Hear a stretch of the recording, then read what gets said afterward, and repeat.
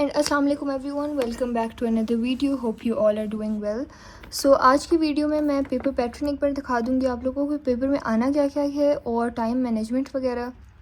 And again जो question 3 का part B होता है, जो एक क्वेश्चन होता है related two elements of plot, short story and किसी तरह के जो क्वेश्चंस उसमें आते हैं वो डिस्कस हम आज करेंगे। So let's get started. कुछ कन्फ्यूजन्स थी, पहले मैं वो भी क्लियर कर देती हूँ। रिपोर्ट राइटिंग में सबसे पहले मैं आपको बता देती हूँ कि बेसिकली जो चीज़ें फेडरल बोर्ड ने कही हैं उसमें आना क्या क्या है।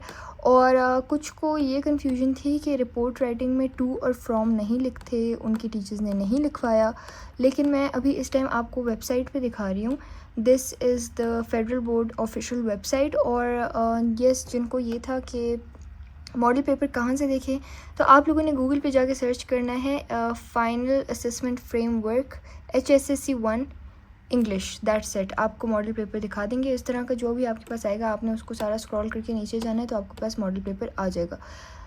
सबसे पहले हम वही डिस्कस करेंगे जो हमारे पास रिपोर्ट राइटिंग वाली चीज़ है। तो उसमें यहाँ पे आपको नज़र आ रहा होगा कि क्वेश्चन नंबर 4 में यहाँ पे क्लियरली लिखा हुआ है कि फॉर्मल लेटर आएगा या फिर जॉब एप्लीकेशन आएगी। तो जो बच्चे पूछ रहे थे फॉर्मल लेटर इंक्लूडेड है या नहीं, yes formal letter is included and job application is included. बाकी कवरिंग लेटर, CV वगैरह का आई हैव नो आइडिया, क्योंकि हमें तो ये कहा है कि CV और रिज्यूमे नहीं है इंक्लूडेड, सिर्फ फॉर्मल लेटर है और जॉब एप्लीकेशन है। उसके अंदर जॉब एप्लीकेशन के अंदर मैंने आप लोग को दिखाई थी एक पर्सनल प्रोफाइल, वो भी बहुत से बच्चे कह रहे थे कि उनको नहीं करवाई, वो करनी है। वो चाहे आप इंडियन टीचर्स की वीडियोस देखें, चाहे आप अब्रॉड की कहीं की भी देखें, पाकिस्तान की देखें, रेफरेंस बुक्स में देखें, पर्सनल प्रोफाइल के एक छोटा सा पोर्शन है तो वो आपने ऐड करना है।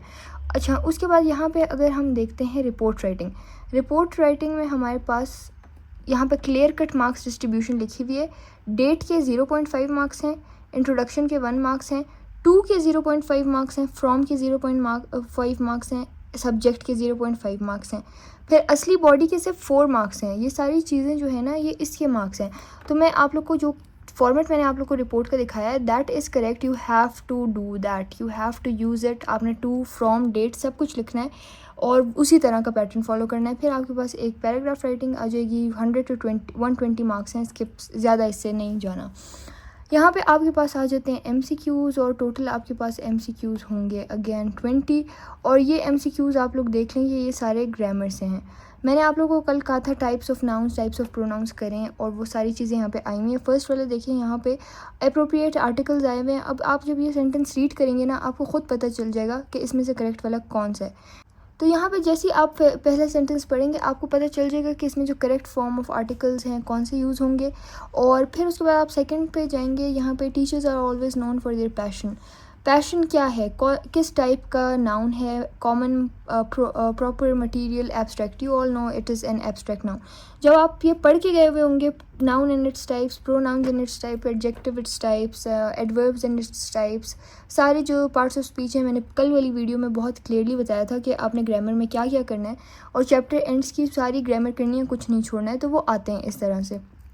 यहाँ पे ये दोनों क्वेश्चंस आए हुए हैं पार्ट्स ऑफ स्पीच से। उसके बाद हमारे पास आ जाता है again adjective of quantity, quality, types of adjective आए हुए हैं, टाइप्स ऑफ एडवर्ब। अब ये एक दिया हुआ है और इसमें से आपसे पूछा हुआ है कि ये इंटेरोगेटिव एडजेक्टिव है, एडवर्ब है, प्रोनाउन है, एडजेक्टिव है, डेमोन्स्ट्रेटिव एडजेक्टिव है, कौन सा है। तो ये इस तरह के जो है ना आपके पास पार्ट्स ऑफ स्पीच से बहुत ज़्यादा आते हैं। अगेन सारे पार्ट्स ऑफ स्पीच हैं। फिर टाइप्स ऑफ सेंटेंसेस से क्वेश्चन आया हुआ है।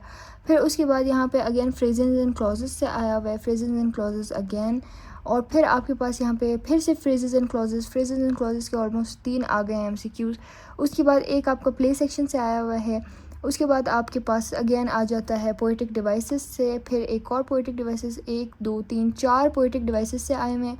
उसके बाद आपको identify the given sentence, identify the correct adjective again सही एडजेक्टिव पूछा हुआ है आप लोगों से।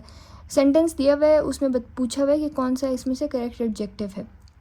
फिर उसके बाद आपको रेट्रोस्पेक्शन नाम के एक वर्ड दिया हुआ है, जिससे आपको पूछा हुआ है कि इसके सिनोनिम्स बताएं। तो ये ऐसे वोकेबलरी वाला होता है कि एक इन्होंने वर्ड दिया हुआ होता है, वो आपकी बुक से भी हो सकता है, वो कहीं से भी हो सकता है। तो वो डिपेंड करता है आपकी लक पे कि वो आपको आता है कि नहीं। एंटरप्रेन्योर के इन्होंने स्पेलिंग पूछी हुई है correct.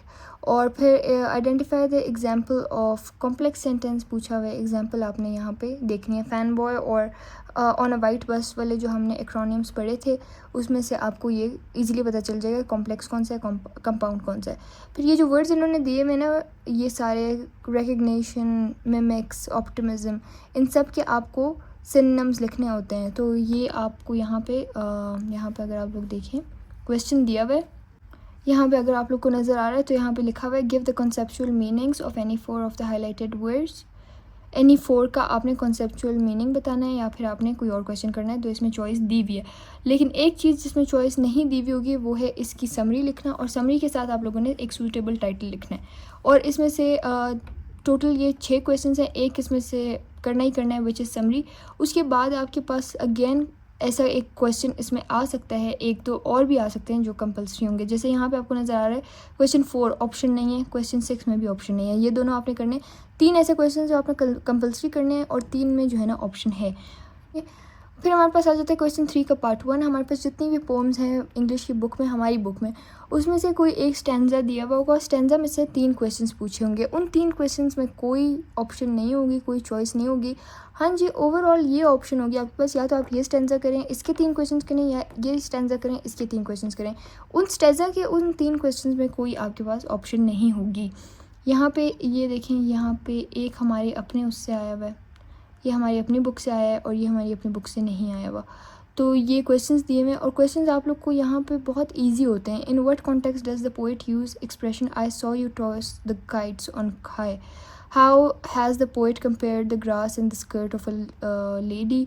Illustrate with an example a poetic device use in the given stanza. ये तीनों चीज़ें आपको तभी आएंगी जब आपने सारी पोम्स का अच्छे से हर एक लाइन बाय लाइन इसको समझा होगा। इसकी पैराफ्रेजिंग देखें इंक्लूडेड नहीं होती। मुझे बहुत सब कह रहे थे कि पैराफ्रेजिंग अपलोड करें, तो फॉर पैराफ्रेजिंग मैंने अपलोड की हुई है इंस्टाग्राम पे। मैंने बहुत सारे नोट्स आज अपलोड किए हैं, अपनी स्टोरीज़ पे लगाई हैं। मैं यूट्यूब पे वो पोस्ट नहीं कर सकती, यूट्यूब पे उसकी क्वालिटी ख़राब हो जाती है, वो नज़र नहीं आ रहा होता क्या लिखा है।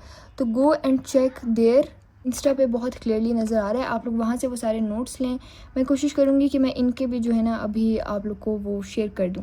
फिर हमारे पास बी पार्ट में आ जाता है, ये असल चीज़ होती है, ये एलिमेंट्स ऑफ प्ले वाला जो क्वेश्चन एक आता है 6 मार्क्स का, वो यहाँ से आता है। इसमें हमें टोटल 2 गिवन होते हैं और उसमें से हमें एक करना होता है। अब आप लोगों ने एक और क्वेश्चन ये पूछा था कि हमें जनरली लिखना होता है या हमें किसी प्ले या शॉर्ट स्टोरी से रिलेट करके लिखना होता है। देखिए अगर क्वेश्चन आया हुआ है ना, what are the main elements of a story to make it interesting for the reader, explain briefly, तो इसमें आपको किसी चीज़ से रिलेट करने की ज़रूरत नहीं है। आप डायरेक्टली लिखेंगे कि एलिमेंट्स ऑफ द स्टोरी क्या हैं और वो कैसे रीडर के लिए इंटरेस्टिंग बनाते हैं। लेकिन फिर यहाँ पे अगर आपको यहाँ पे पूछा है how is the conflict most important element of the play to make an interesting piece of for the reader, elaborate, again इसमें भी आपको नीड नहीं है। अगर उन्होंने आपसे पूछा हो कि मेन एलिमेंट्स ऑफ प्ले लिखें, मेन एलिमेंट्स ऑफ प्लॉट लिखें, ये सारी चीज़ों में आप जनरल लिखेंगे। लेकिन अगर वो आपसे किसी स्पेसिफिक चीज़ के बारे में पूछते हैं ना, जैसे write about the characterization of the play, उसमें आप फिर थोड़ा सा रेफरेंस देंगे उस प्ले का जो आपने रिसेंटली पढ़ा हुआ है। अगर आपके पास मटेरियल कम है, आपको लगता है कि जो बेसिक आपने जनरल क्वेश्चंस पढ़े थे वो इसमें फुलफिल नहीं हो रहे, तो फिर आप अपने प्ले या शॉर्ट स्टोरी से उसको रिलेट करें और फिर लिखें। अगर हो रहे हैं पूरे तो फिर रिलेशन क्रिएट करने की ज़रूरत नहीं है। फिर हमारे पास एक क्वेश्चन आता है, question number 4, job application for the post of an English teacher. यहाँ पे देखें कोई ऑप्शन नहीं दी हुई। अब हमें ये नहीं पता कि कल पेपर में ऑप्शन आएगी या नहीं, लेकिन ये जॉब एप्लीकेशन आई हुई है 8 मार्क्स की विद नो ऑप्शन। और फिर उसके बाद हमारे पास आ जाते हैं क्वेश्चन 5 में ईडियम्स में यहाँ पे लिखा हुआ है she is really burning the midnight oil. इस तरह के क्वेश्चन आएंगे कि ईडियम यूज़ किया हुआ है, आगे इन्होंने लिखा हुआ है working till late night, working after midnight. तो ये सारे आपको मीनिंग्स आपने सेलेक्ट करने होंगे। You should bite the bullet and tell him the truth, to shoot someone, to face a difficult situation. तो ऑब्वियसली आपको पता चल रहा है कि to face a difficult situation, इसमें आपने इसके जो है ना वर्ड्स मीनिंग्स सेलेक्ट करने और वो मीनिंग्स लिखने। एनी 6 आपके पास ऑप्शन है अभी भी 2 की, कोई भी 2 छोड़ने की इसमें से जो आपको मुश्किल लगे। ये आपकी बुक में से भी आ सकते हैं, कहीं से भी आ सकते हैं। कल भी मैंने कहा था आप टॉप 100 ईडियम्स कर लें गूगल वगैरह से। उसके बाद हमारे पास नेक्स्ट क्वेश्चन, अच्छा फ्रेजल वर्ब्स आप लोग पूछ रहे थे, फ्रेजल वर्ब्स चेस करने हैं। फ्रेजल वर्ब्स आपके ऑब्जेक्टिव में आ सकते हैं, सब्जेक्टिव में सिर्फ और सिर्फ ईडियम्स आएंगे, फ्रेजल वर्ब्स नहीं आ सकते। फिर हमारे पास आ जाता है change the narration of the passage. अब नरेशन में कुछ लोग कंफ्यूज हैं कि नरेशन क्या है। नरेशन में यहाँ पे अगर आप लोग को नज़र आ रहा है ये डायरेक्ट फॉर्म में लिखा हुआ है, डायरेक्ट स्टेटमेंट है। आपने इसको इनडायरेक्ट फॉर्म में कन्वर्ट करना है, इसके टेंसेस इसके वर्ड्स अकॉर्डिंगली चेंज करना है, direct to indirect. Direct to indirect का आप लोग देख लें, रूल्स वगैरह सब प्रैक्टिस भी कर लें। डायरेक्ट टू इनडायरेक्ट ज़रूर आता है 6 मार्क्स का, ऐसा ही सेम पेपर पैटर्न होगा। फिर हमारे पास इस तरह की 2 लाइंस दी हुई हैं और हमें कहा हुआ है पंक्चुएट द लाइंस। पंक्चुएशन लगानी है जहाँ पे फुल स्टॉप लग रहा है, इन्वर्टेड कॉमर्स लग रहे हैं, क्वेश्चन मार्क लग रहे हैं, हर चीज़ जो भी लग रही है वो आपने इसमें लगानी है। फिर उसके बाद हमारे पास क्वेश्चन 6 आ जाता है और उसमें हमें दी हुई है रिपोर्ट राइटिंग। रिपोर्ट राइटिंग में आपको जो जो चीज़ें बोली हुई है ना, the report must cover the following points, ये सारी चीज़ें आपने कवर करनी है। इसकी आपने अलग हेडिंग्स नहीं देनी है, हेडिंग्स आपने वही देनी है जो कल मैंने आप लोग को पैटर्न दिखाया था, टू फ्रॉम, इंट्रोडक्शन और सब्जेक्ट, इंट्रोडक्शन, रिपोर्ट। फिर रिपोर्ट के बाद आपने जो है ना कंक्लूजन, कंक्लूजन के बाद recommendation and suggestions and then signed. आपने कोई एक्स्ट्रा हेडिंग नहीं देनी, ये सारी चीज़ें सिर्फ आपने अपने पैराग्राफ में कवर करनी है, कुछ भी हेडिंग एक्स्ट्रा नहीं देनी। फिर आपके पास क्वेश्चन 7 आ जाता है which is a walk in the words और the person I admire the most. इस तरह के 2 टॉपिक्स दिए हुए हैं, किसी एक पे आपने 100 to 120 वर्ड्स का पैराग्राफ लिखना है और पैराग्राफ एक ही होगा, 2-3 नहीं लिखने, एक पैराग्राफ पूरा लिखना है। 100 to 120 वर्ड्स, बहुत लंबा ना लिखें, टाइम वेस्ट मत करें अपना, क्योंकि हमें टाइम चाहिए, बहुत सारा बचाना है हमें। तो हमारे पास अब देखें, हमारे पास टाइम है इधर 2 hours and 35 minutes। Time distribution ऐसे करनी है कि आपके पास टोटल 2 hours and 35 minutes हैं। 2 hours and 35 minutes में आप स्टार्ट लेंगे, आप पेपर को रीड करेंगे, 5 मिनट इसमें चले जाएंगे। उसके बाद आपने 10 to 15 मिनट्स में समरी करनी है। 10 minutes are more than enough for the summary, या फिर 15 ले लें, चलें 15 मिनट्स में आपने समरी करनी है, 5 मिनट आपने पेपर रीडिंग को दे दिए, ये हो गए 20 मिनट्स। उसके बाद ये जो 5 के 5 क्वेश्चन जो रह जाते हैं ये आपने 5 मिनट्स में करने हैं। तो ये आपने 20 मिनट्स में करना है और ये आपने 25 मिनट्स में करना है। टोटल 45 मिनट्स में आपने ये 6 के 6 क्वेश्चन करने हैं। उसके बाद हमारे पास ये जो पोइट्री वाला पार्ट आता है, इसमें अगेन आपके पास जो है 3 क्वेश्चन हैं, 2-2 मार्क्स के होते हैं, इतने लंबे नहीं होते, शॉर्ट आंसर्स लिखने हैं, 5 मिनट्स में हो जाएंगे बहुत ईजीली। तो आपने जो है ना 15 मिनट्स इसको देने हैं। अब ये टोटल टाइम आपके पास हो गया 1 घंटा। पूरे 1 घंटे में आपने यहाँ तक कर लेना है। यहाँ तक जब आप कर लेंगे उसके बाद आपके पास आ जाता है प्ले वाला क्वेश्चन। प्ले वाले क्वेश्चन में अगेन आपने 15 मिनट्स लेने, 15 मिनट्स आप प्ले वाले क्वेश्चन को दे दें और जॉब एप्लीकेशन को भी आप 15 मिनट्स दे दें। तो आपके पास ये हो गया 1.5 आवर। 1.5 आवर मीन्स कि अभी भी आपके पास 1 आवर रहता है। फिर बर्निंग, ये जो ईडियम्स वाला क्वेश्चन है ये बहुत जल्दी हो जाता है, क्योंकि आपने सिर्फ इसमें से मीनिंग्स चूज़ करने हैं और सिर्फ मीनिंग्स लिखने हैं, दोबारा लंबा लंबा पूरे स्टेटमेंट्स ना लिखें। सिर्फ 1, फॉर एग्जांपल जैसे आप लिख रहे हैं क्वेश्चन के आंसर में, तो आप लिखें 2 और 2 के आगे लिख दें to face a difficult situation with courage, that's it, पूरा नहीं लिखना। तो आपको यहाँ पे एट मोस्ट 10 मिनट्स चाहिए होंगे। तो ये हो गया आपके पास total time 1 hour and 40 minutes। फिर उसके बाद आप आएंगे change the narration. Change the narration के लिए भी मैं आपको 10 मिनट्स दे देती हूँ, 10 minutes are more than enough for this. और अगेन फिर आपके पास आ जाता है ये वाला पार्ट, ये भी आप कर लें, 10 मिनट्स ले लें, जबकि ये 10 मिनट्स की चीज़ नहीं है लेकिन ले लें। अब आपके पास हो गए 2 hours कंप्लीट। अब आपके पास रह गए 35 मिनट्स। 35 मिनट्स में आपने ये करना है कि आपने ये जो लिखनी है रिपोर्ट, आपने ये 20 मिनट्स में लिखनी है। 10 मिनट्स में आपने पैराग्राफ राइटिंग लिखनी है। 5 मिनट आपके पास रह जाएंगे, आप अपना पेपर रीचेक कर लें। या फिर अगर आप यहाँ पे ये क्वेश्चंस जितना जल्दी करेंगे आपके पास रीचेकिंग का उतना टाइम बचेगा। तो आप अगर ये वाले क्वेश्चंस कर लेते हैं ऑलमोस्ट अराउंड 35 मिनट्स में, 35 मिनट्स में अब आप कर लेते हैं ये सेकेंड टाइम मैनेजमेंट के वो है। अगर वो फर्स्ट वाली आपको नहीं सूट करी तो आप ये वाली कर लें, अगर आपको वो सूट करी है तो आप वो कर लें। सेकंड ये है कि आप इसमें जो है ना 10 मिनट्स इसमें दें और टोटल 25 मिनट्स आप इसको दें। तो आपके पास ये हो गए 35 मिनट्स। 35 मिनट्स के बाद आप आएंगे यहाँ पे और आपने जो है ना 15 मिनट्स में करना है। 15 और 35 again makes it 50 minutes. 50 minutes में आपने यहाँ तक करना है। 50 मिनट्स के बाद ये जो आपके पास क्वेश्चन है ये आपने 6 क्वेश्चन है 6 मार्क्स का, तो 6 मार्क्स का क्वेश्चन है, आप ये भी 15 मिनट्स में कर लें, which makes it 1 hour 5 minutes। 1 hour 5 minutes। उसके बाद 15 मिनट्स में आप ये कर लें। 15 मिनट्स में जो आप ये कर लेंगे तो आपके पास हो जाएंगे 1 hour and 20 minutes। उसके बाद 10 मिनट्स ये 1 hour and 30 minutes। 1 hour and 30 minutes के बाद आपने अगेन ये 10 मिनट्स में करना है और ये 10 मिनट्स की चीज़ है नहीं, फिर भी मैं आप लोग को 10 मिनट्स दे रही हूँ। तो 20 मिनट्स इन दोनों के हो गए। और ये आपके पास हो जाते हैं 1 आवर एंड 50 मिनट्स। उसके बाद आपके पास अभी भी बहुत सारा टाइम बचता है।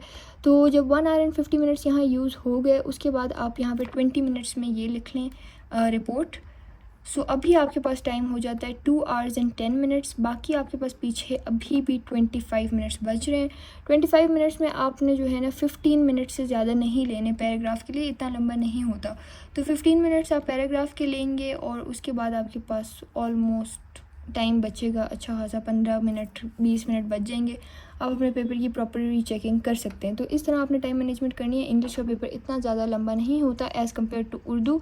बस आपने अपनी स्पीड शुरू से ही ज़्यादा तेज़ रखनी है और एंड तक तेज़ ही रखनी है। पैराग्राफ में अगर आपको कोई भी कोई कोटेशन कोई चीज़ याद थी तो वो ज़रूर लिखें, उसका बड़ा अच्छा इंप्रेशन पड़ता है।